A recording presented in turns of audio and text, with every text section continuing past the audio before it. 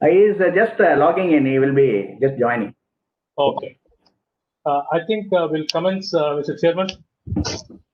It's 4:30. Yeah. Very good evening to all the participants today. Today is the seventh presentation in the Sustainable Engineering series. There are going to be totally 9 presentations being held every Saturday, and it is being organized by the Bengaluru Center of the Association of Consulting Civil Engineers. I request our chairman, Engineer Rajesh Kannan, chairman of Bengaluru Center of ACCI, to welcome all the participants for today's webinar. Also, it's my pleasure to inform all members here today that Engineer Rajesh Kannan has also been nominated as the Secretary General of the Association of Consulting Civil Engineers India at the national level. We wish him all the best. Thank you. Yeah, Mr. Kannan, please do well. Good evening all. Welcome to this webinar, Sustainable Engineering series. This is the 7th webinar what we are conducting. Already you people might have attended 6 sessions, which was happening last 1.5 months. And we still have another 2 more to go. Hope all you people enjoyed this. I take this opportunity to welcome all the participants. I welcome today's speaker, Dr. Kalgal. Welcome you, sir, for this session. See, as we all know that concrete is the second most used material in the world next to water. So this concrete, how it plays in the sustainability, that's what I think today we will be hearing from Dr. Kalgal. And we all know that in the process of manufacturing process of cement in clinker, especially there a lot of carbon dioxide emission is happening, and similarly in the steel sector also. So how this can be lead into the sustainable mode, because we all try to blame that more use of concrete, it creates carbon footprint or the global warming and all these aspects which contributes to that.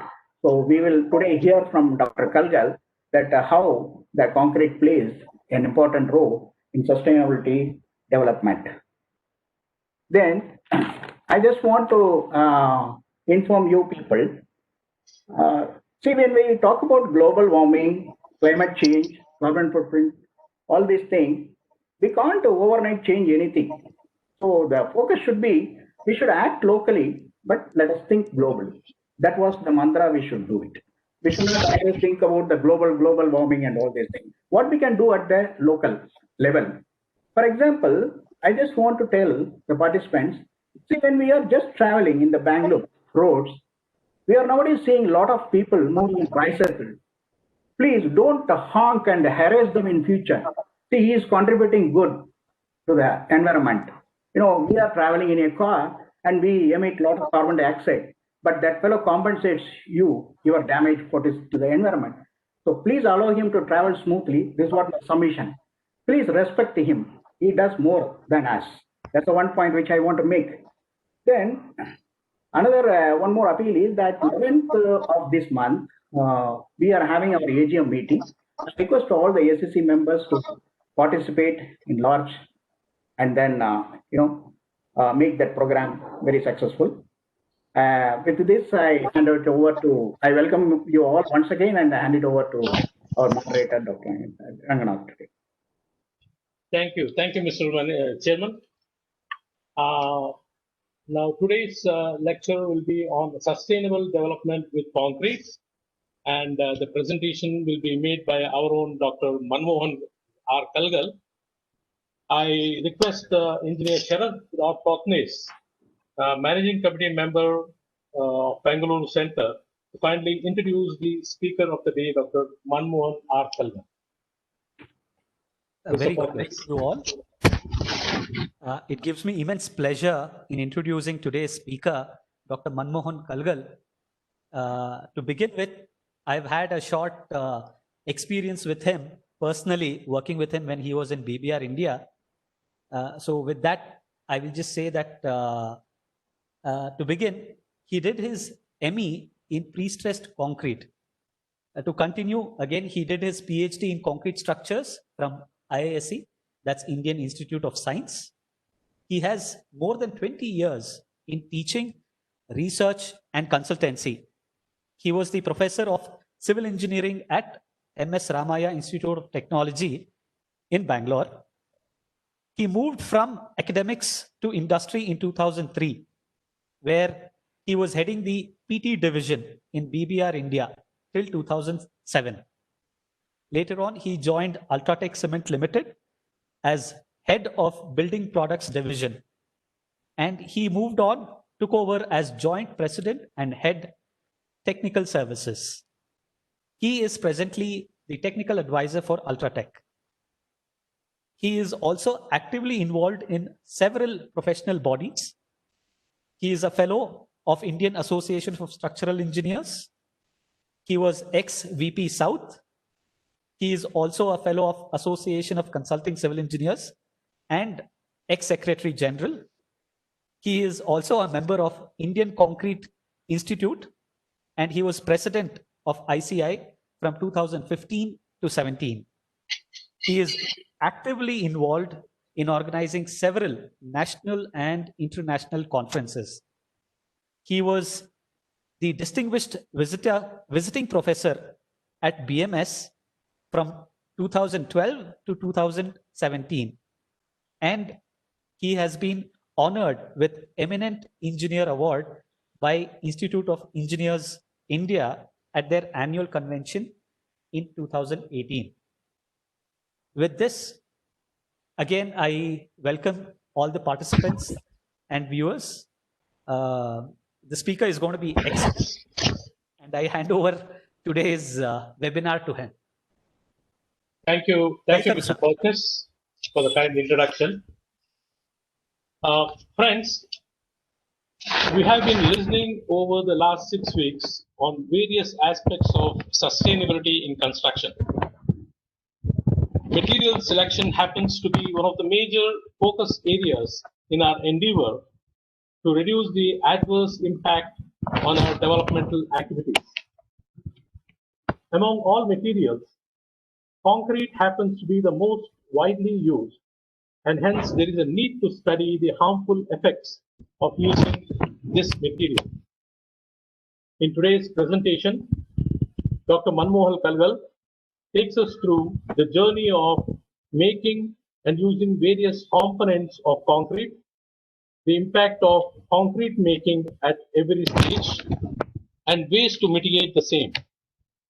We are also eager to learn from him several emerging technologies being developed, keeping the sustainability goals in mind. I hand over the stage to Dr. Kalgal. Dr. Kalgal, the stage is yours.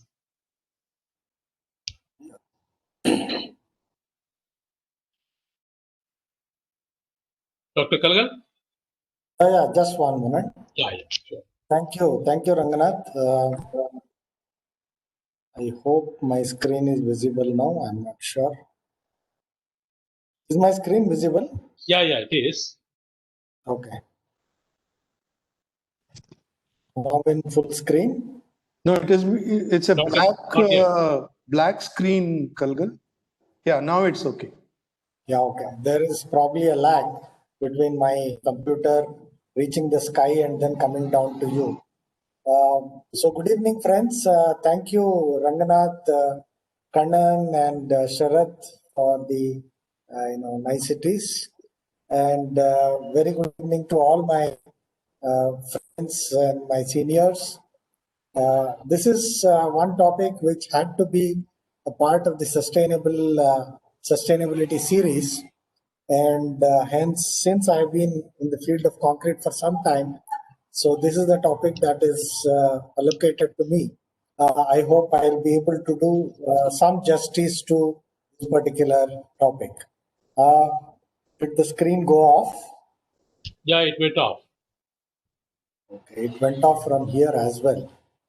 Oh. Okay.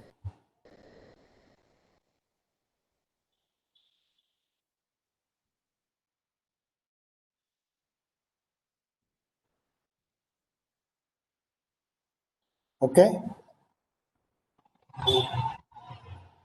We're waiting for, yeah, now it's okay. Go ahead. I don't know. This seems to be slipping out again. Uh-huh. Whatever reason.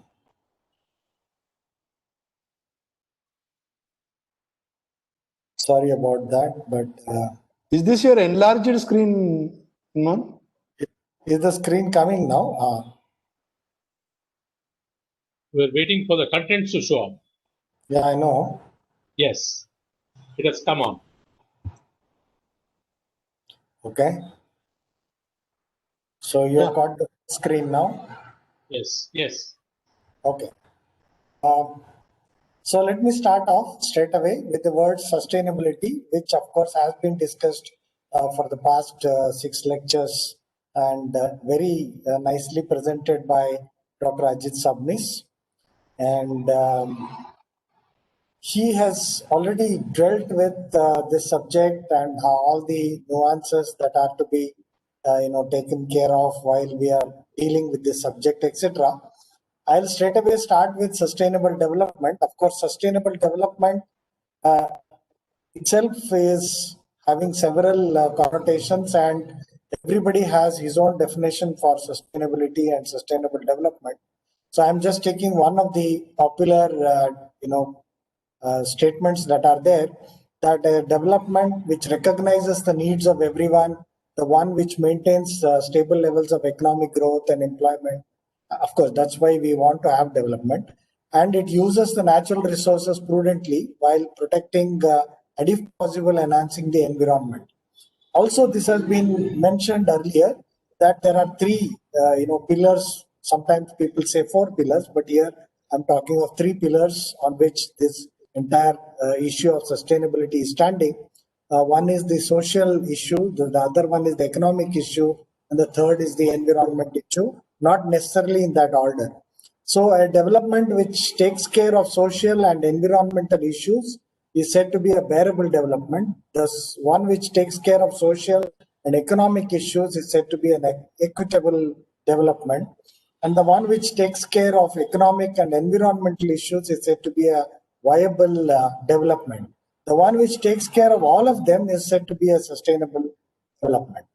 So, coming to concrete, concrete is something, as Kannan mentioned, the most widely used construction material world over. And also, it is a material which is abused, misused, and what have you, as far as construction is concerned. Now, one stigma that it carries is that we are building concrete jungles. So that's the word that people use, that concrete is an unnecessary, thing in this world. But then we need to have development, as I said. And while we are at it, we should try and see what material we use. Since concrete must have been having some virtues, everybody is using concrete in a very, in a very, very wide application. Now, is it green or is it sustainable is the question that comes to everybody's mind. The very fact that a material called cement is used in concrete, the minute you say concrete, it is assumed to be cement concrete.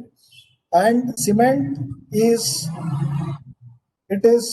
known for emitting carbon dioxide. So it is said to be villain number 1 in construction materials. Let us see if concrete is sustainable. If it is sustainable, fine. If it is not, how to make it more sustainable. These are the issues that we will talk about in the next half an hour or 40 minutes. So, how do we evaluate whether a material is sustainable or not, or the material is environment friendly or not? So we start enumerating the damages that it causes when we use it and the benefits that it gives to the occupants or the people who are using that particular construction material. So we normally take what is called as the life cycle or the whole life assessment, where we try to see how that entire material contributes to the environmental issues, the global warming, etc. Right from its birth, that is extraction, to it being processed, to it being used in construction, and while the building is in operation, at the time of the building getting demolished, and the possible recycling of the construction materials thereof. So this concrete is said to make a significant contribution to the triple bottom line of environmental, social, and economic issues connected to sustainable development. We will see briefly as to what it is all about. Now, let's come to the cement itself. Cement is the one which is said to be having the highest greenhouse gas emission intensity. But what we should realize is that we use only 10 to 15% of the entire concrete. That is, cement is only 10 to 15% of the entire quantum of the materials that are there in concrete. So let us assume that people used to earlier say that 1 ton of cement produces 1 ton of carbon dioxide. It used to be even more sometimes, 1.25 tons of carbon dioxide. But right now the world average is 763 kgs of carbon dioxide per ton of cement. We will deal with this in a little while. So if you were to look at this particular graph, you will see that as concrete, it is only 76 kgs.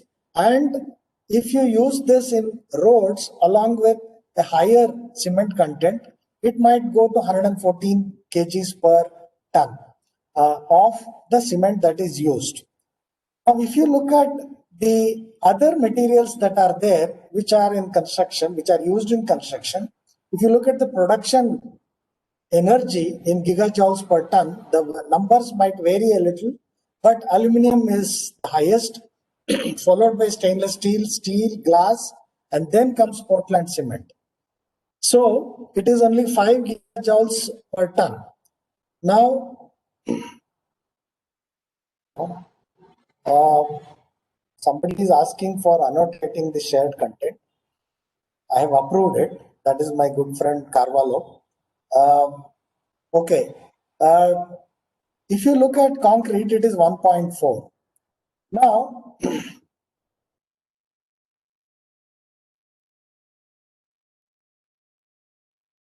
okay.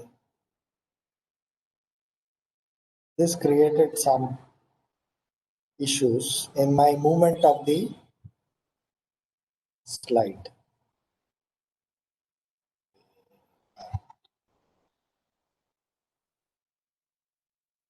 Concrete manufacturing results in less carbon dioxide per unit than almost all other construction materials, making it a sustainable material of choice, is one of the arguments that is put forward. Now, if it is having even that much of impact, the concrete is having even that, can we now reduce its impact further? So how do we make concrete more sustainable is the point that we are looking at. So the first thing is, can we make the cement more sustainable?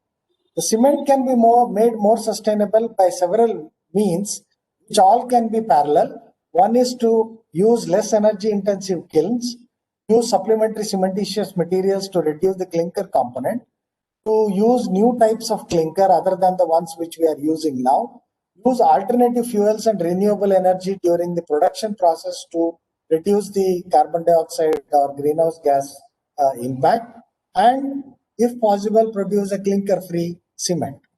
Now, we can also use alternative materials in concrete in addition to making the cement itself more sustainable. We will look at that shortly. That is alternative cementitious material and alternative aggregates. Now, we can also look at the possibility of sequestering carbon dioxide in concrete. That is, can we hold on to some carbon dioxide within the concrete? As you are all aware, concrete does absorb carbon dioxide, which is called as carbonation, which creates problems for us as engineers. But here we are intentionally sequestering carbon dioxide into concrete. Can we look at producing clinker-free cement? This also is, I think, a repeat. The whole idea is to use the wastes of other industries as inputs into concrete, that is converting liabilities into assets. So how to reduce cement carbon dioxide by greater than 1 billion tons a year? This is the target that people have put for themselves as far as carbon dioxide emission reduction is concerned. So as you can see, there are several stages which are there, right from extraction to cement production to packaging and then transporting it, bringing it to your site, etc., etc. So this popular statement of 1 metric ton of cement resulting in emission of 1 metric ton of carbon dioxide will always be hovering on us. So what is being done? Now, there is what is known as a Global Cement and Concrete Association, GCCA, which has set up an ambitious goal for itself, that is for the cement and concrete industry, which is called 2050 Agenda. This was very recently, just last 2 months ago, it was unveiled. That is 40 of the world's leading cement and concrete companies have signed this, including a few of the Indian cement companies. So the ambition here itself indicates that there is a commitment of the industry across the globe to achieve what is called as carbon neutral concrete by 2050. So the statement identifies the essential levers that will be required to achieve this carbon neutral concrete, including reducing and eliminating energy related emissions, reducing process emissions through new technologies, deployment of carbon capture, more efficient use of concrete, reuse and recycling of concrete in the buildings, and harnessing the concrete's ability to absorb and store carbon from the atmosphere. So the cement industry itself is trying its best to reduce carbon dioxide, and as I said, they have already reduced it from 1 ton to about 800 kg. So 20% reduction already they have achieved. And in India, it is much better scenario for you to know. India is considered as the world's best in achieving, a reduction in carbon dioxide emission compared to all other countries. So that is one feather in our cap. So we are around 700 kgs, and there are some companies who are at 650 kgs per ton of, the cement clinker that is produced. We must remember one thing here. All these values that are being mentioned are for production of 1 ton of OPC, ordinary Portland cement. Now, the aim of the cement industry is now to reduce the Portland cement clinker in the cement itself. So they are switching to blended cements, where they are using mineral admixtures, that is slag, fly ash, silica fume, and such other industrial byproducts, which will be cementitious or pozzolanic. They use this material into the production of cement so that the overall content of the OPC part, that clinker is reduced. For example, if you take a cement which is having a blending of slag in it, we can go up to 50-70% of replacement of clinker by this wonderful material called slag. Or even if it is fly ash, up to 30-35% you can easily replace. So let us say that the cement is producing 800 kg per ton of cement. If I put 50% slag in it, I have already reduced the emission to 400 kgs per ton of cement. Only this cement is now a blended cement. But it is found that blended cement not only gives this benefit, it also helps in getting a much durable concrete in terms of much better particle packing, less porosity, and higher protection to steel, and so on and so forth. So a blended cement is obviously a very environment friendly cement. We must, I am repeating this, we must move away from pure OPC cement. Even to this day, I am seeing several structural consultants, they will say, no, for my walls and my columns, please use OPC. No, the column is going to get its requirement of sustaining the overall load at least after 6 months or 8 months, and in 56 days, all blended cements will surpass OPC cement strength. It is criminal to use 100% OPC in concrete, not only from the environmental point of view, even from the health of the concrete point of view also. And longer lasting concrete is more environment friendly because you build less. Now, what we can do is what I have said. In India, majority of normal concrete grades are M20 and M25, and these are manufactured by volume batching. This is another area where we are wasting a lot of this cement, which is produced with a lot of environmental impact. Please do mixed design, optimize cement content so that you save the consumption of cement and hence reduce the impact of the carbon dioxide onto the atmosphere. So emphasis should be on the optimizing the use of cement. There is another cement that is coming in now, which is likely to become very popular in the next few days, next few years, which is called as the LC3 cement. This is limestone calcined clay clinker cement. So it is called LC3 because there are 3 C's there. So what is this all about? This is a cement which is having limestone powder, calcined clay, and the OPC clinker. As a clinker or as a OPC cement, it can be blended. So when you blend this together, this aluminates from the calcined clay interact with the calcium carbonates from limestone, and they lead to a less porous and therefore stronger cement paste. Now, this was led by a group from Switzerland, EPFL, that is the Polytechnic Federal Lausanne in Switzerland, by Dr. Skruner. She has led a team, and they were supported by Swiss Agency for Development Corporation, and they have funded this research and propagation of this low carbon cement called LC3. And Indian Institutes of Technology, Madras and Delhi participated with an organization called TARA. They are trying to spread this particular cement and also to bring the Indian standard codes for LC3. I'll tell you why. 50% only will be the clinker content in this particular cement.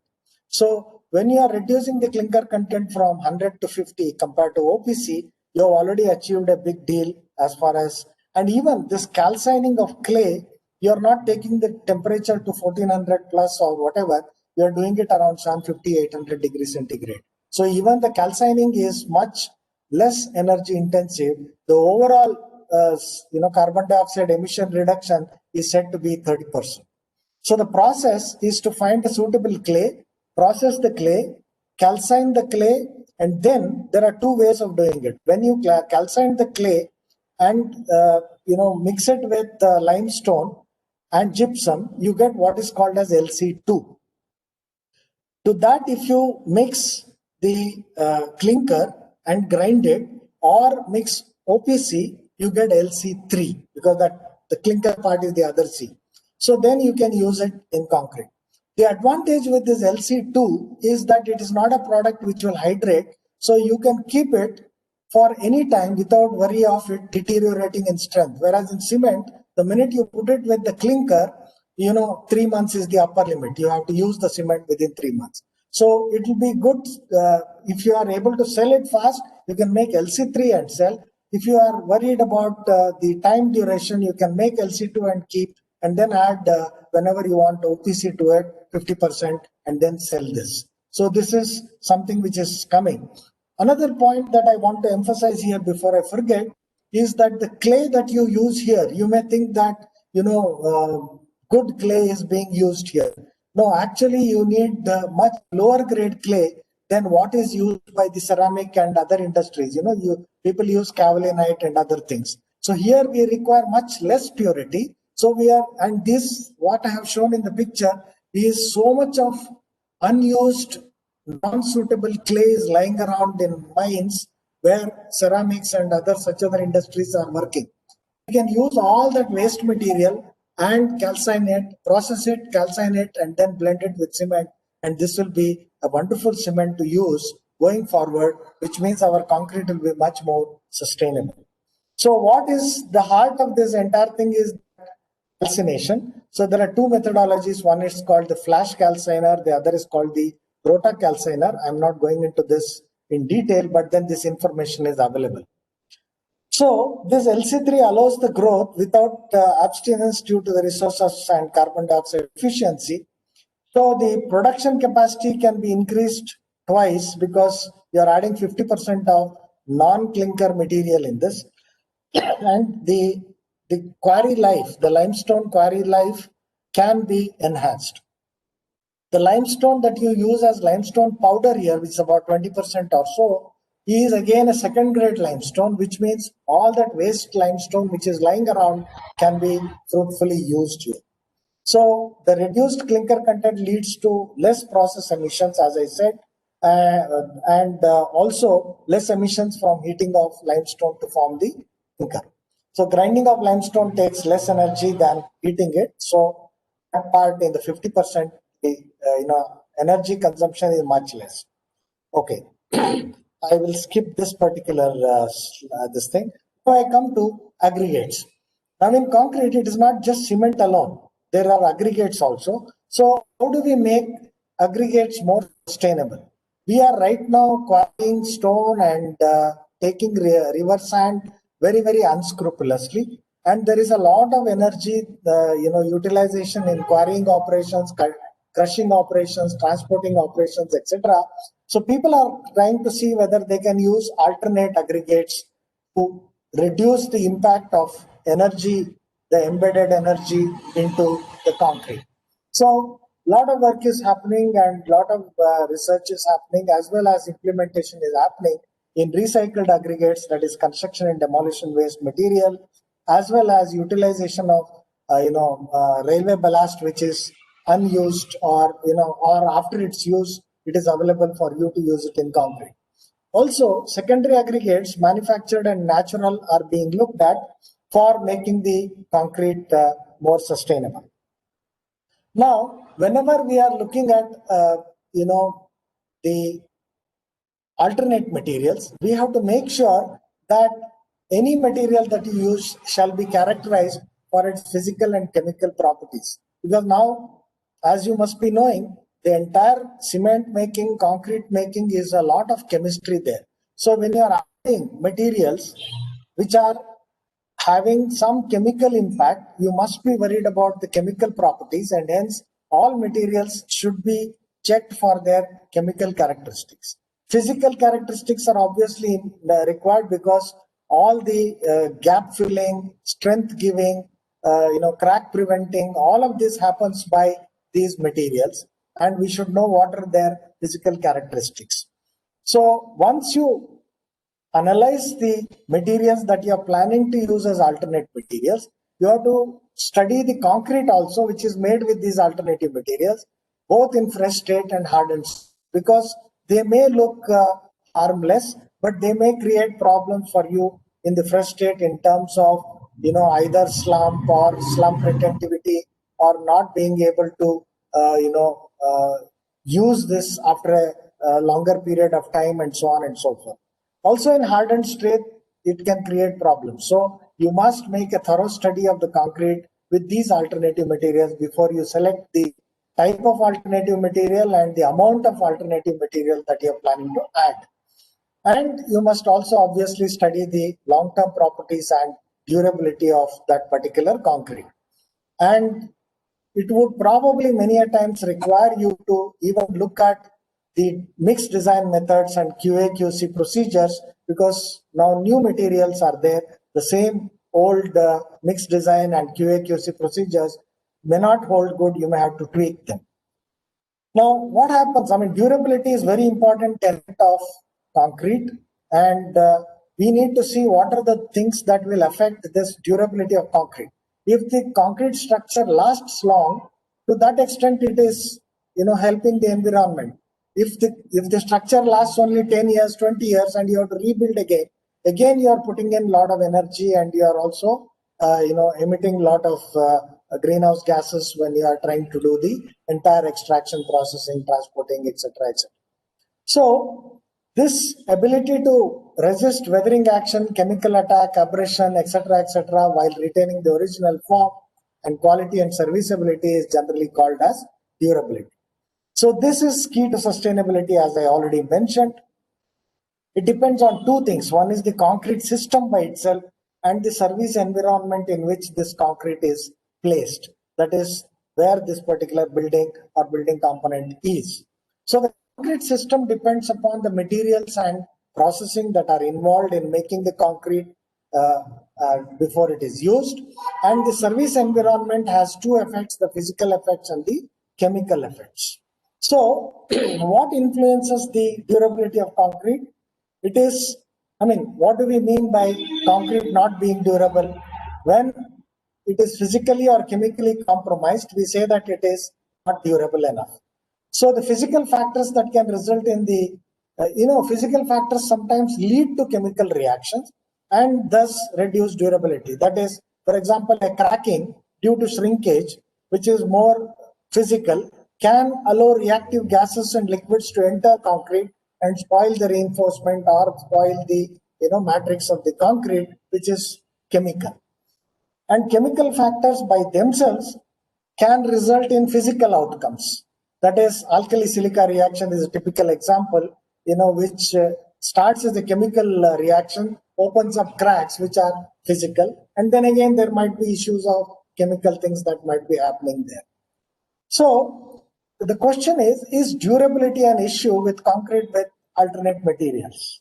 Now, if somebody asks this question, is durability an issue with concrete made with alternative materials, then the answer is yes and no.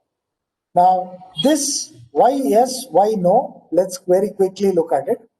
Why it is yes? Why should it be of concern to us?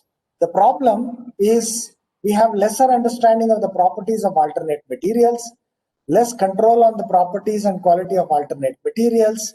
We have less understanding of the impact of alternate materials, and consequently, there might be undesirable interactions with other ingredients, altered fresh concrete behavior like reduced workability, excessive bleeding. Yep. Yes, please. I thought I heard Ranganath tell me to stop. No, nothing. Go ahead. Okay. Alternate. Okay, this must be somebody who was switched on. So there might be reduced workability, excessive bleeding, reduced slump retention, excessive shrinkage, cracks, etc. Or there could be an altered or impaired hard concrete behavior. So that's why durability is an issue when you use alternate materials. So it's a word of caution here. Reduced permeability, reduced strength, delayed ettringite formation, all of these, are properties which are impairing the concrete, hard concrete behavior. Now, if I want to say no, why would I say no? These are all issues that can be overcome.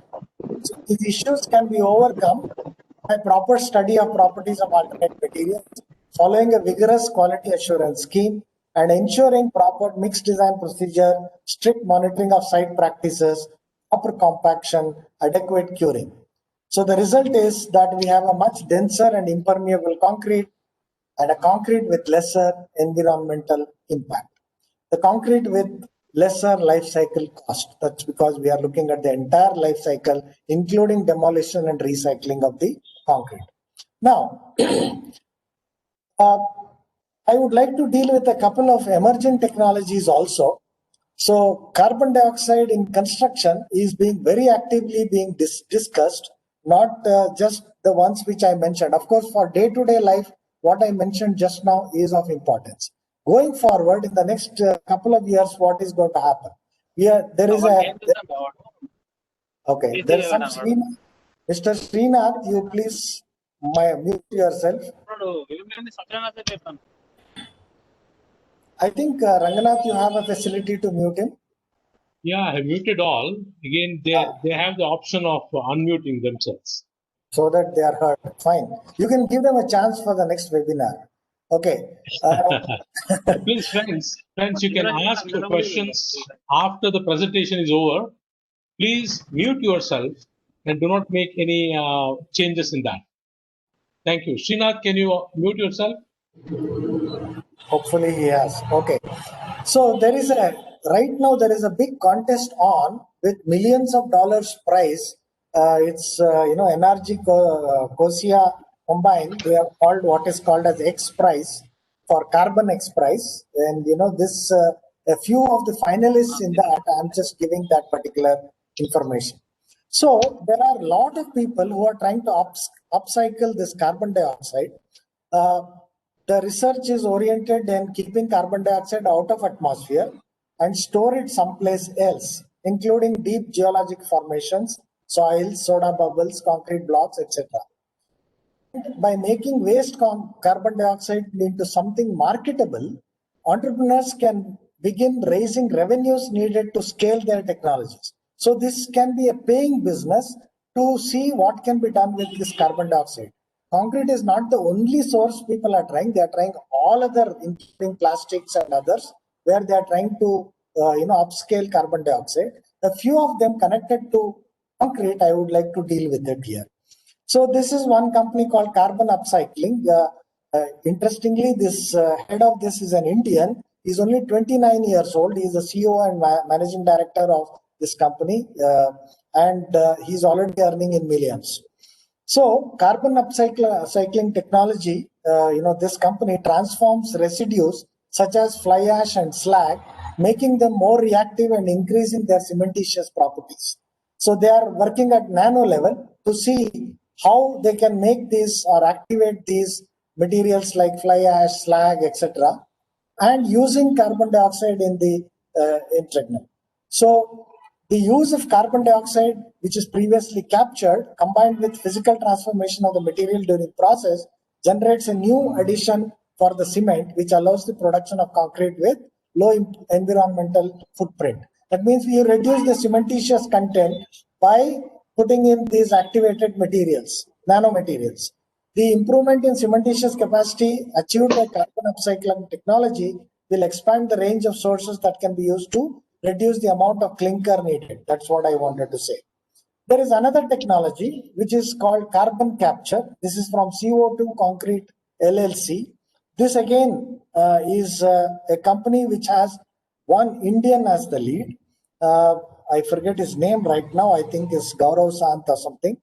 And this particular CO2 concrete, it tries to lock the flue gas carbon dioxide into limestone with CO2 concrete technology.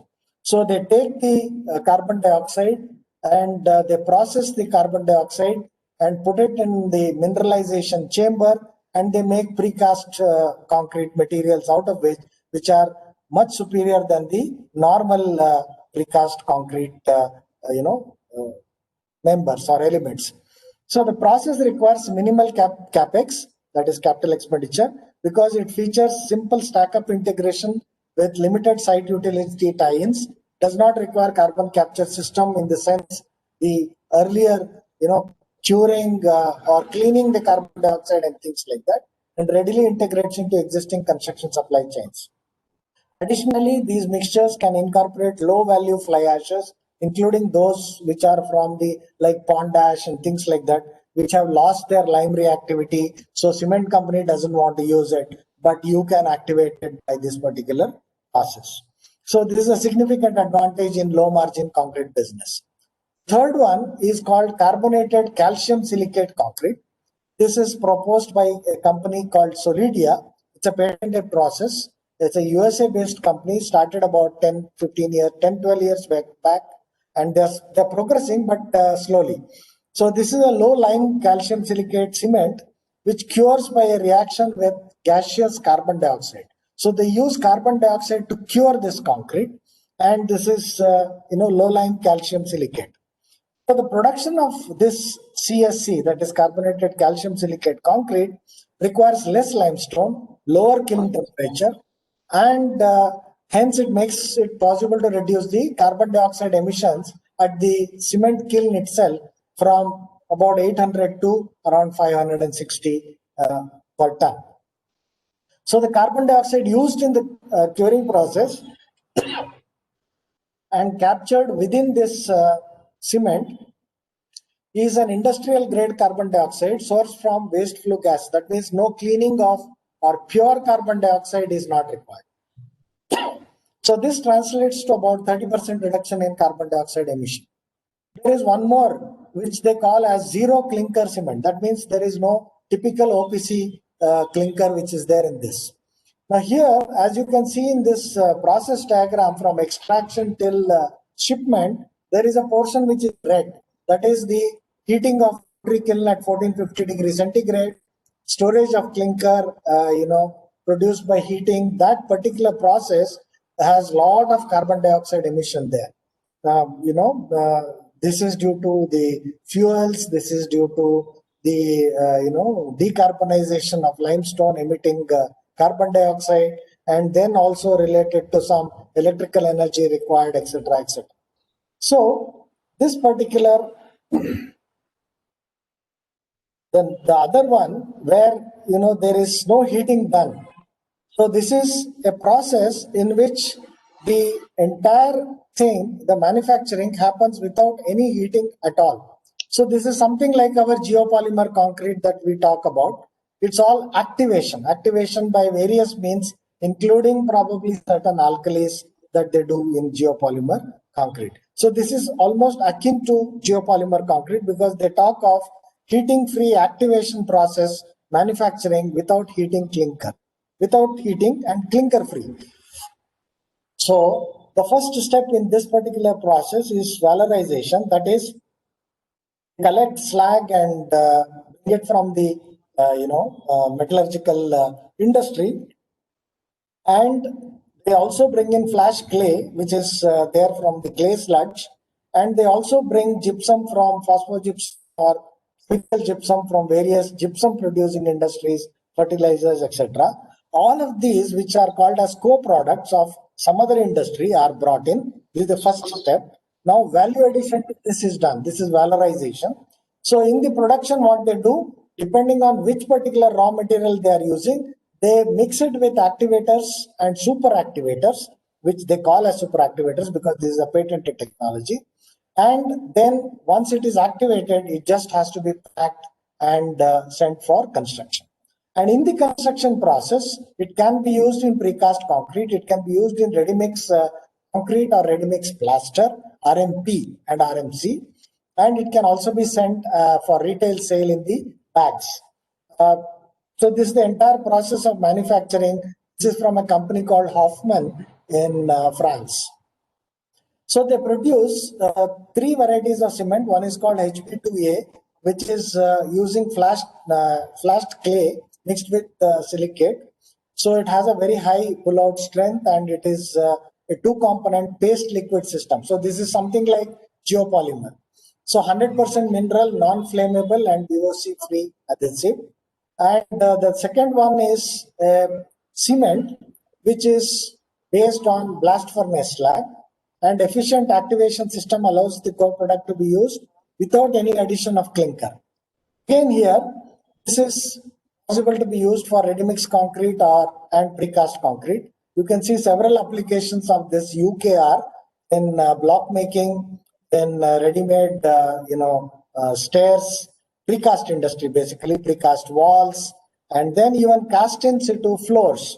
A lot of roads and cast in situ floors these people have made in France very successfully. These are all now ready to come to the field. So this is one another technology. And the third cement which they produce in this particular thing is an alkaline intrinsitic technology. That is, they use gypsum, phosphogypsum or chemical gypsum, etc., to use the again activator, super activator, and they use this to get what you want from a cementitious material.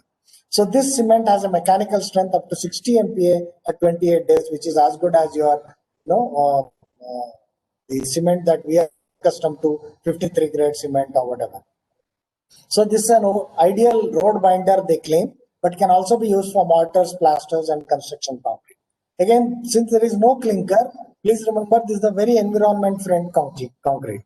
And this is another zero cement concrete which University RMIT in Australia has brought out. This is of course for a specific use of for making sewage pipes where this fatberg issue is there in a big way. So this is something which is almost ready for use, but for only certain particular, specific applications. They claim that they are using only nanosilica, fly ash, and slag, and hydrated lime. No clinker in this, so it is called zero cement concrete. In sequestering of concrete, I think this is the last one. Carbon dioxide mineralization is what they are trying. That is, converting back this to calcium carbonate. So this carbon dioxide captured from existing industrial emitters is purified. Here, please remember, purified, stored under pressure as liquid, and distributed to concrete producers in pressurized tanks. So this is how a stainless steel tank, you can see this liquid carbon dioxide is injected into wet concrete mix to make it react with calcium ions in the cement to form nano-sized mineral calcium carbonate, which gets embedded in the concrete, which means carbon dioxide is permanently buried in the concrete. So you get a stronger concrete. Mix optimization is possible to reduce cement consumption. Consumption of carbon dioxide is expected to be 500 million tons a year, according to the company. The technology can be very easily retrofitted to any RMC plant to use this particular technology. And this will not impact the concrete's workability or air content or freeze thaw, pH, density, durability, nothing.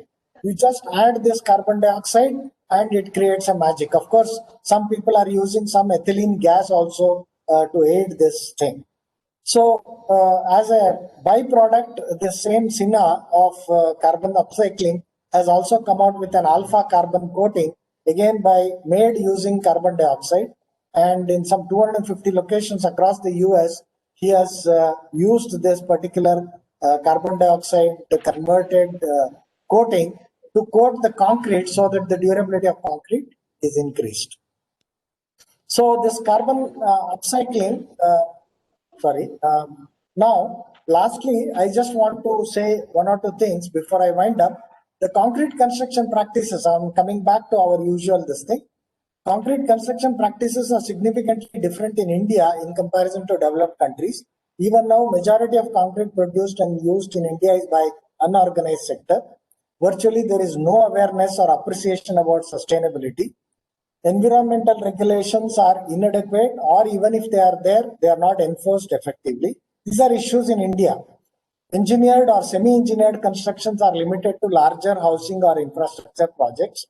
And the use of RMC, where there is some likelihood of optimal use of materials, is just about 10% plus of the total concrete produced. This is very pathetic. In various other advanced countries, at least 70% of the concrete is from a ready-mix plant, which will make sure that at least there is some kind of optimization of cement usage and things like that.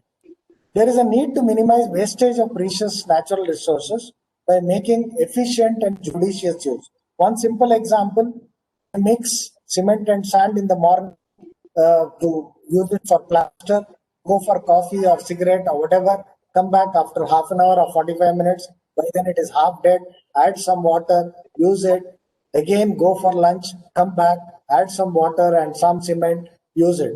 Absolutely ridiculous way of using a precious material called cement. So we must improve these efficiencies and judicious use, which can come only by training.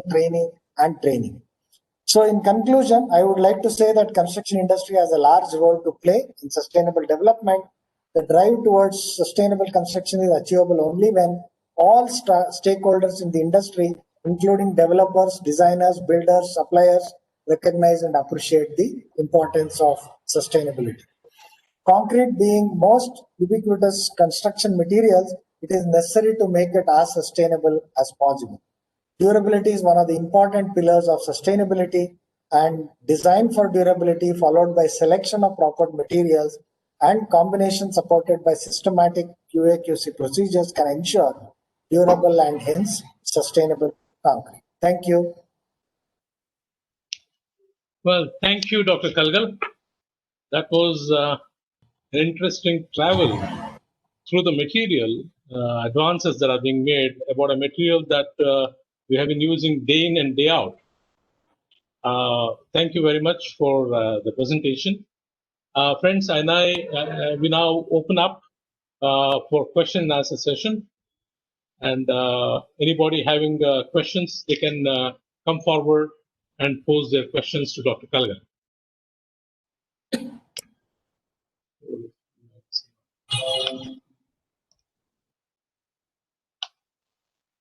I think there have been some questions on the chat box.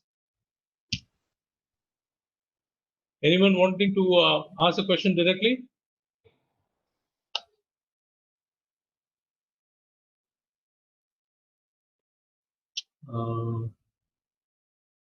Let's see. Yeah, Janavi Oza, can you go ahead and ask your question? Okay, I'll read out the question, Dr. Kalgal. If alternative materials causes problems with workability, can using admixtures and retarders be a solution? Yes, it is one of the solutions. We can tweak the workability by looking at the powder content, looking at the particle packing and things like that. Admixtures are great help. Definitely they can be used. It's not that you'll spend a whole lot of money on admixtures, but the benefits of using alternate materials many a times, overcome the small expenses for the construction chemicals. Yes, they can be used. Okay. Sir, can you hear me? Yes. Yes. Good afternoon, sir. So thank you for answering my question. The other question what I had was in regard with geopolymer concrete. So during my engineering, I did research on geopolymer concrete, that is with zero cement. So there are few things which had hindered other properties. But what do you think is the scope of geopolymer concrete? Because in my city, after that, when I started working, so people are very doubtful regarding this geopolymer concrete. Nobody wants to use GGBS or flash. So how do we overcome this with Okay, being I got used cement? your point. I got your point, Janavi. Geopolymer for actual use in the field, there's some more that needs to be done, especially handling of the activators is one big problem. Yes, as you have done research in this, you are better than me, so you would have faced all these problems handling the activators, right? So Yes, yes.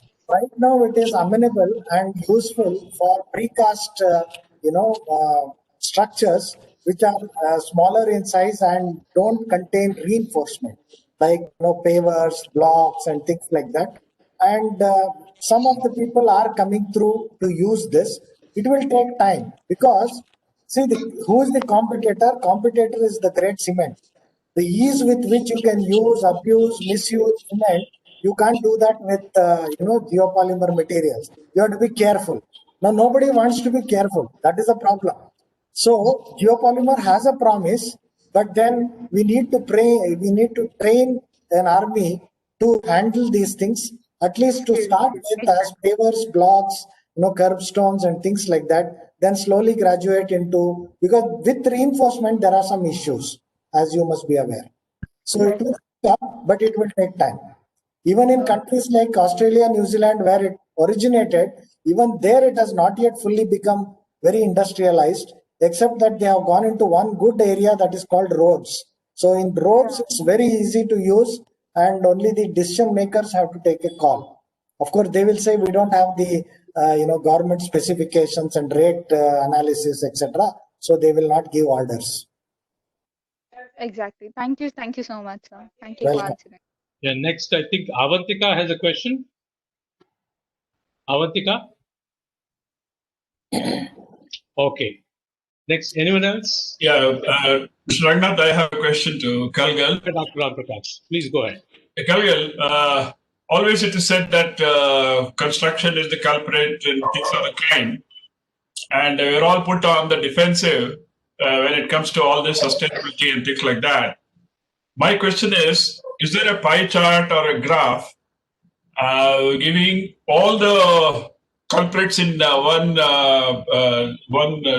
chart and saying who's the biggest culprit and who's the smallest culprit, and where the tackle should be with respect to sustainability. Is there anything like that? I don't know whether this is a question to Sabnis or you, but what I'm talking about is in the whole gamut of the world, a pie chart giving about the culprits of for sustainability. Is there any effect like that? See, good evening, Dr. Ramprakash. There is only one culprit called concrete, according to the people who are outside the concrete field. But for us, concrete is the mainstay. So we want to make it as sustainable as possible. Now, what is the answer? We might say stop using concrete. Then what will you do? Will you build only with mud, or will you build it? It's just not possible. How can you build a bridge with lime? Right now, it's not possible. You have to use concrete. So there are now formidable challenges for this concrete to become more and more.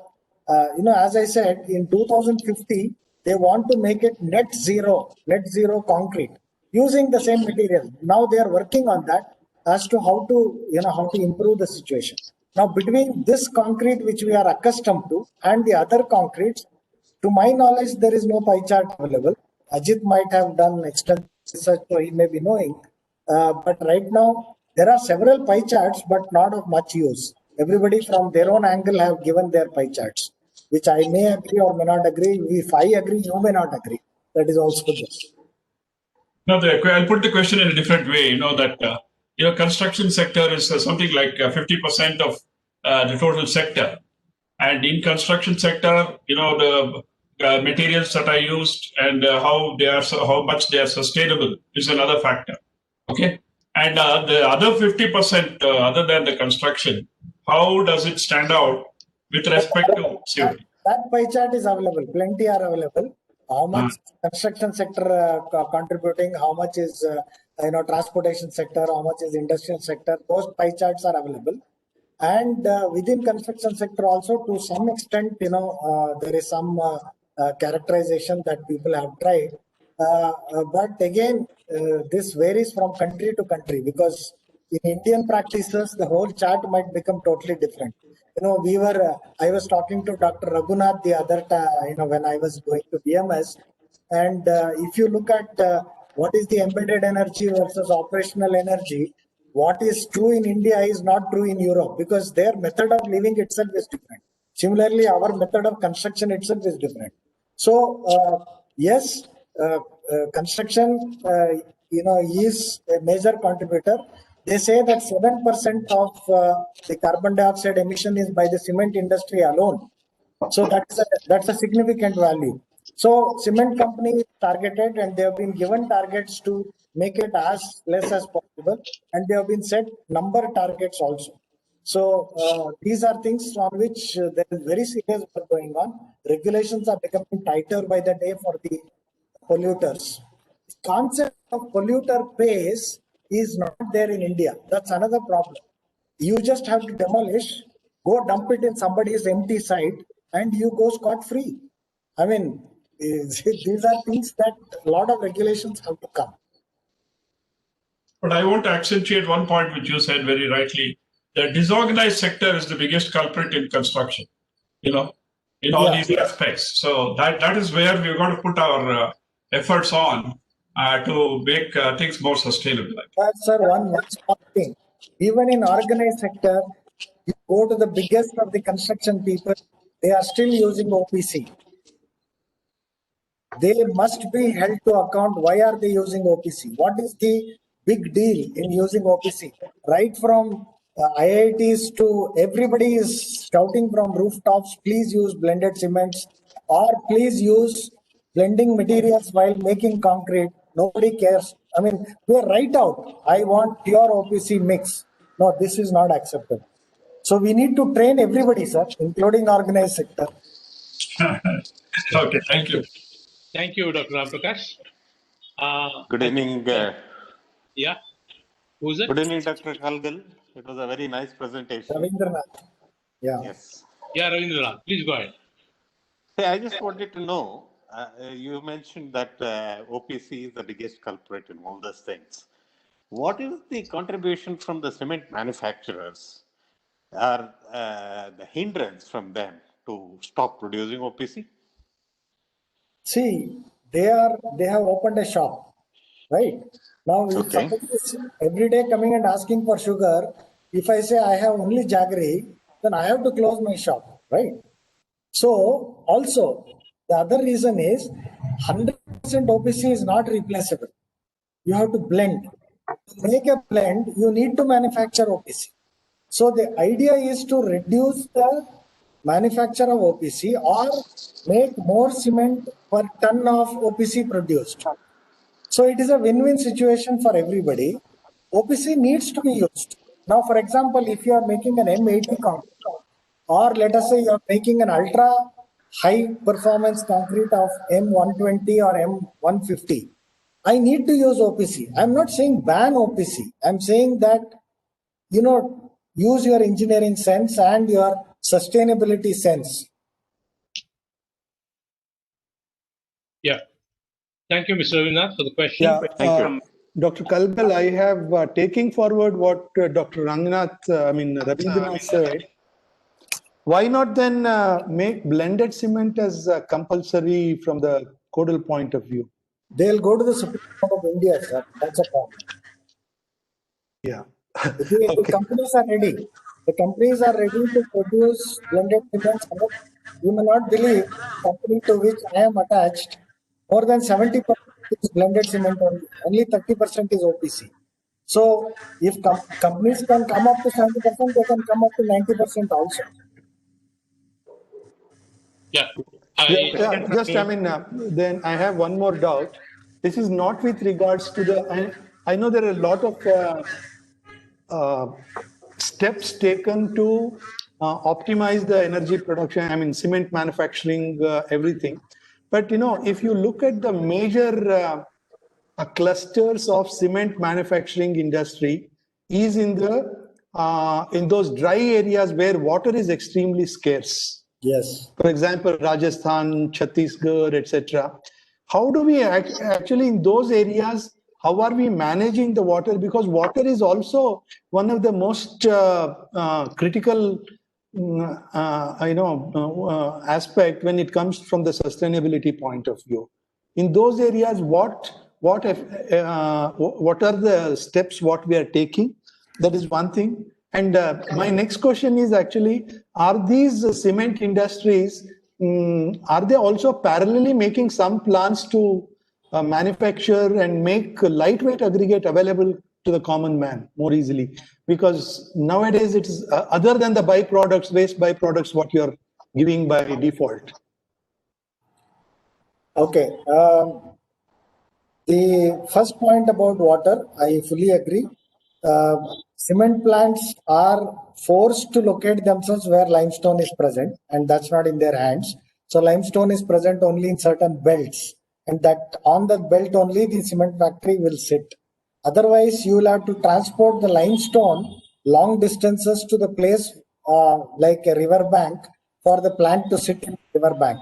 So this is a kind of give and take. So they are forced to be in a place where limestone is available. So that is why they are there where they are at this point of time. So for water, they are struggling, and it is they have shifted, as you are aware, from a wet process to a dry process.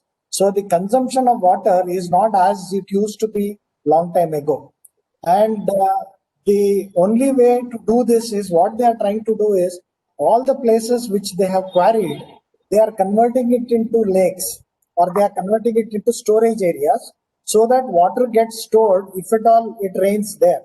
So that water they are trying to use, and they are also trying to do a lot of process improvements so that there is no requirement of steam or there is less requirement of water. So water is one issue which is there for the manufacturers, and coming to their efforts to make. In fact, I didn't have time to showcase that. There is a document which they have prepared, which is now it is mandatory that all of them have to be transparent about every aspect of what they are doing, how much energy they are consuming in each stage, how much of pollution in each stage, how much of improvement they have done over last year and things like that. These are all published documents. Again, in cement industry also, there is an organized sector and an unorganized sector. There are some people who don't follow rules. So, but the top 6-7 companies are following these rules and they are publishing their data, so which is accessible in open, domain. And coming to what was the next one was on Lightweight aggregates. lightweight aggregates. Lightweight aggregates, it's not, see, there are hardly any companies who are doing other than cement production. You know, in Europe and other places, they are all multi-product companies. Here, a cement company is only a cement company generally. But a couple of companies have started allied products as long as it is in their core strength. If it is not their core strength, making aggregates is not their core strength, they will not venture into it. Somebody just outside the cement company can establish and he can start using a byproduct to make it. Lightweight aggregates, I don't think any cement company is making at this point of time. Okay. Sintered fly ash also. See, this is another thing, like now fly ash is produced by a thermal, energy company, which is NTPC. Now, what responsibility NTPC is taking to make sure that their product is used? They are not even giving it free now. They are charging for the fly ash, which somebody buys and transports it. That for that also he pays, and that obviously will pass it on to the customer. Polluter pays. That concept is not there. Yeah. Dr. Kalgal, one last thing from me. May not be directly related to the cement industry, but you are directly or indirectly connected with ready-mix concrete, other things also. And also, see, one of the important things is the non-availability of reliable data. See, for example, it's with all the cement manufacturing associations being there, RMC associations being there, I tried my best to find out what actually is the total consumption or total consumption of cement in the country today, or what exactly is the total amount of ready-mix concrete that is consumed today. We don't have any reliable data, or it is not provided. I'm sure every RMC unit will know what exactly is the quantum of RMC he is supplying, and he knows what exactly is the cement, what kind of, how much blended cement he is using, how much OPC directly is using. Why this data is not being collected, or is it very difficult, or does it lack transparency? Okay. Intended transparency. I got your point. Yeah. Cement data is available. How much is the installed capacity? How much is the manufactured quantum is available in the balance sheet of the cement company itself. There is no hide and seek in that. Only thing is, no one has aggregated all of that and say how much it is for the whole of the country. The Cement Association of India, they can give you some data, which is again on their website, which is more or less true as far as production is concerned. But if you ask for further details, some of these details they are not passing on, but they are passing on to the relevant agencies. Suppose energy consumption. But at least I remember a few of the companies, including the one where I am connected, they publish everything along with their balance sheet, including waste heat recovery to energy consumed, energy generated by their own, plant, which is in the cement factory, etc. Coming to RMC, how much of OPC they consume, how much of blending they do.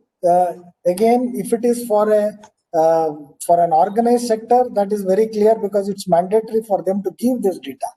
But for a home builder, let's say a house builder, if the RMC manufacturer says that he is using 50% slag, that fellow will not buy RMC from him. He thinks that it is an adulterant. Now, to educate each and every house builder about the advantages of using slag, how much of cementitious content, how much of pozzolanic content is there, is a Herculean task. So they just sell it without saying how much they are mixing. But if you ask for, they are bound to give the mix proportioning data to the consumer. consumer is entitled to ask. But as an aggregated value, again, here it is not available because nobody is sitting and aggregating it. This data. Oh, and more than that, I don't know whether all RMC plants have come. Do they come under one roof or not? No. Yeah, they may not come under one roof. There is no regulatory body which is controlling everybody. I mean, Dr. Ashwath and others tried their best to bring in some kind of certification. Even certification they could not achieve.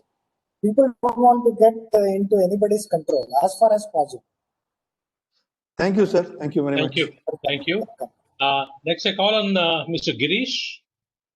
You have a question, Girish?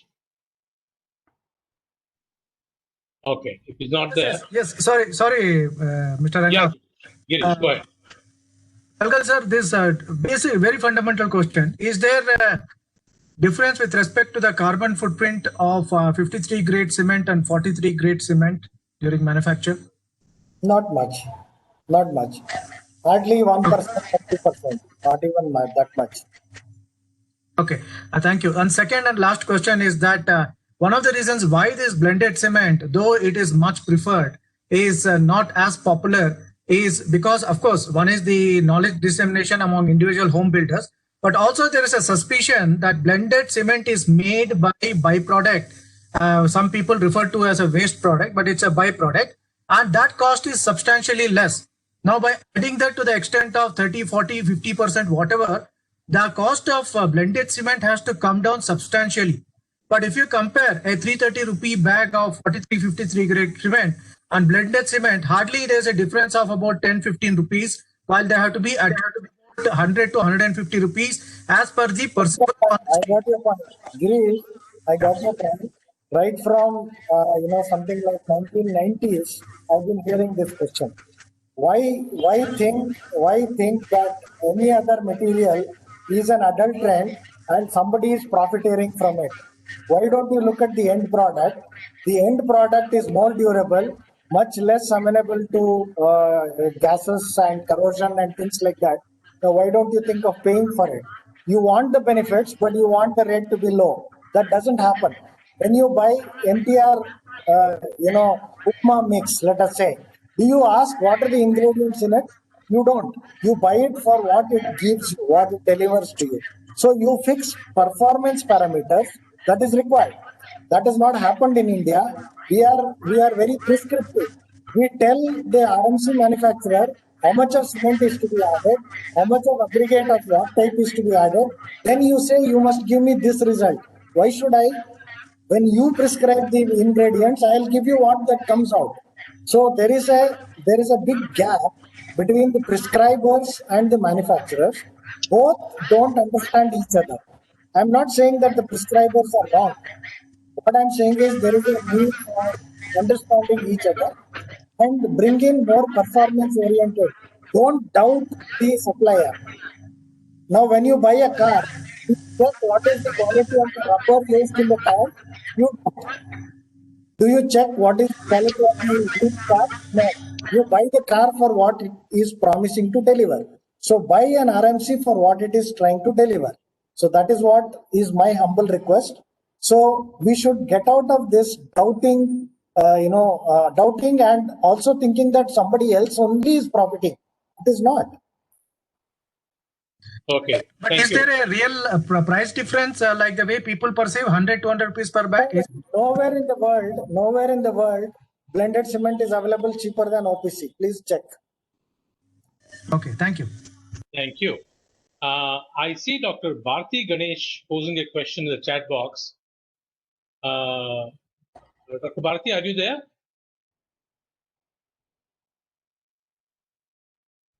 Okay, if she's not there, I think Mr. TV Natraj, he had a question.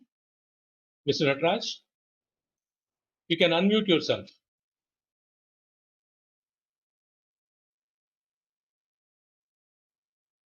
Mr. Natraj, are you there? Okay. Mr. Raghunath, I just want to intervene there. Bharati put out a note saying that she lost her connection and she wanted an answer to her question, which is there in the chat box. Okay. Can you read it out, Dr. Ram Prakash? able to see it? I wonder. She I put. just moved on. Yeah, I have it here. Yeah. What is your comment on use of microbial induced or chemical calcium carbonate precipitate? See, what happens is this microbial induced calcium carbonate precipitate is looked at as a repair material. Basically, what they are trying to do is add this particular, these small cells with the bacteria into it, so that when a crack occurs at a particular place, if that particular cell exists there, that vial will break, and the bacteria, if water is there, that bacteria will start precipitating calcium carbonate and fill the cracks. So this is more a remedial engineering approach and not an approach that is going to come in a big way, because culturing the bacteria, putting it in small micro vials, and your concrete is likely to be a gold concrete. I mean, it's going to be very, very costly. Yes, it's a technology that's worth, but it's not a common man's technology. The best technology is to make a dense and proper concrete. That itself they don't do. Okay, thank you. And Mr. Singaraj, you have a question?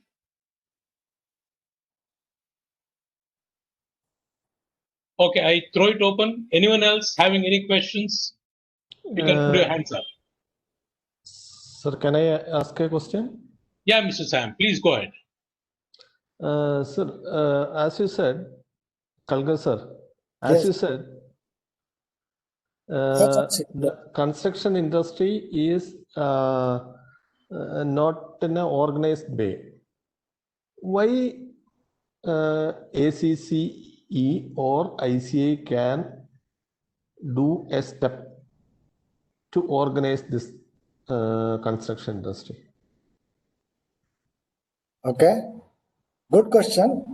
We know how many people are there in India. We know how big the country is. Yeah, definitely. So each one help the other is the better method than expecting one. And what is ICI? What is ACCE? It is you and me. What is ACCE? It definitely. is you and me, right? So if I do something, it is as good as ACCE doing. So let's not expect some 3-4 people sitting in the office as the office bearers to do the whole thing. Let's all say what I do. So I'm telling you, see, what we are trying to project is that every person who is connected, every industry, like a cement company, an RMC company, all of them have to train people around them. And that's the only way that can happen in India, because we have a humongously large population. And obviously, and there's lack of regulation. For example, for a fitter, for a welder, for a turner, there is an ITS certificate required. For a mason, for a contractor, nothing is required. So how do we do this? When we raise this with the government says, if I make it compulsory tomorrow, who will train my 3 lakhs or 5 lakhs of people tomorrow? So this question keeps going back and forth. So the only way to start training amongst ourselves, local associations, let us say local ACCE, try to do whatever you can. Unitedly, we can go. We can, sir, but then how to you suggest we are open to doing it? I mean, we want to do very large amount of training. It requires manpower, it requires money, it requires a lot of time. So all the three are missing. Yeah, Mr. Sam, I would like to just make a few statements here. See, the Association of Consulting Civil Engineers, we are having several committees in which we are taking up certain issues related to civil engineering. And we are trying to think about how to streamline several of these issues. And of course, as Dr. Kalgal said, it's going to be a humongous task to take up all of them together. But definitely with interested persons like you, if you can come in and probably help us out, there are talks going on in streamlining certain areas. And also in the Bangalore Center of ACCI, there is a talk to have a continuing webinar series, just like the Sustainable series, wherein certain issues like the one what you just suggested is also being thought out. Still, the things need to be worked out. But yes, you are most welcome to come and join us in the association, and we can all work together towards that. Thank you. Definitely, I'll be there. Yeah, Dr. Kalgan. I am one of the executive member in ICV Calicut Center. Yeah, okay. John, see, one more small thing that I am saying. One of the practical issues that we are facing, including L&T, many companies have opened training centers. It might be surprising to you that people are not coming for training. The reason is the worker whom we want to make him a mason says, sir, if I leave my job and come, I may not be taken back, number one. Number two, the 300 rupees or 500 rupees I earn per day, who will give? Can you give me? Now, the minute you start training, they even want you to take care of their expenses. And okay, let us say that I will give you. The contractor will not allow him to come. He'll say my work suffers. So there are a lot of issues in training, but no doubt training is important. It is primordially important, no doubt, including the water cement ratio in concrete. Everything depends on training. Yeah, definitely, sir. We have to go to site and train them. How many people are required? You just calculate, sir. I am ready to. Sir, excuse me. Sir, I am Sundra Pandian. Yes, sir, Sundra Pandian. Go ahead. Sir, I just wanted to ask you only one thing. In fact, actually, it was very quite interesting in your speech, actually. We could able to understand a lot of things, actually. But one thing I just want to know, according to information from DOI, in July 2019, there is a Global Cement Concrete Association was launched to protect the sustainability initiative in India on cement industry. Whether any development has happened after that, sir, actually? Sir, I showed you a slide. In September 1, 2020, GCCA has released that ambition statement, and there is a big document which they have published. PDF is downloadable from GCCA site. So there is an action group for India, and they have already started markets to all the Indian companies as what be done. Lot of work has happened. You are muted. Mr. Pandian Pandian, muted. Ms. Pandian, you unmute yourself. Sundra Pandian, you are muted. Yeah. Okay. Yeah. So it's really great, actually. Thank you so much, sir. In fact, your speech was really wonderful, and really thank you so much. Thank you so much, sir. Thank you. Yeah. One last question, if anyone wants to ask. Yeah, thank you. Thank you very much, all the participants, for participating in this particular presentation of Dr. Hello, Kalgan. sir. Yeah, who's this? I'm Venkata Lakshmi. Yeah, go ahead, Ms. Venkata. You're from Andhra. Blended cement. I posed one question in chat bar. Blended cement, is it advisable to use in main RCC elements? Okay, you're asking a fundamental question. All along I have been saying blended cement shall be used for all structures except maybe M80 and beyond. Other than that, even M60, M70, we are supplying regularly ready-mix concrete with blending materials to all the major projects with no problem. In fact, only benefits. It shall be used. In fact, Adam Neville, who's no more, who's supposed to be the doyen of cement and concrete, said, concretes with OPC shall be found only in museums. This is the word which he has used some 15-20 years ago. And today we are asking the question whether we should use blended cement in RCC. We should. Okay. Thank you. Thank you all. I call upon Mr. Savina Tirthahalli, who is the treasurer of Bangalore Center of ACCI, to propose vote of thanks. Mr. Savina, please unmute yourself, sir. Sorry. Yeah. Good evening, everyone. It was a wonderful lecture today by our own Dr. Manmohan Kalgal sir. Manmohan Kalgal sir, as always, a guiding force and inspiration to all young engineers, actually. I would like to thank, on behalf of ACC Bangalore Center, Dr. Manmohan Kalgal sir. Thank you very much for today's lecture. Thank you, sir. I would like to thank Rangnath sir for excellent moderation of this entire series. I would like to thank on Yeah. and it's Center. I'm audible? Hello? Yeah, now you're audible. Go ahead. Oh, sorry. I think there was some network issue. Yeah. Please go ahead. Okay. I would like to thank Dr. Ajit Sabnis sir for sustainability series lecture. And also I would like to thank all the participants today. And ACC headquarters for providing the WebEx platform and ACC staffs. And also, please join us again on next Saturday, sustainability related codal provisions by Dr. Raghunath sir. Raghunath, sorry. Raghunath, yeah. Thank you very much. Have a great weekend. Thank you. Rangnath, I have one small request to all the student participants. Yeah, please go ahead. All those students who are participating in the sessions, we had said the certificate of participation will be issued for at least 7 out of 10 sessions you attend. So anyway, I'm sure if we don't restrict it to 7, you're most welcome to attend all the 10.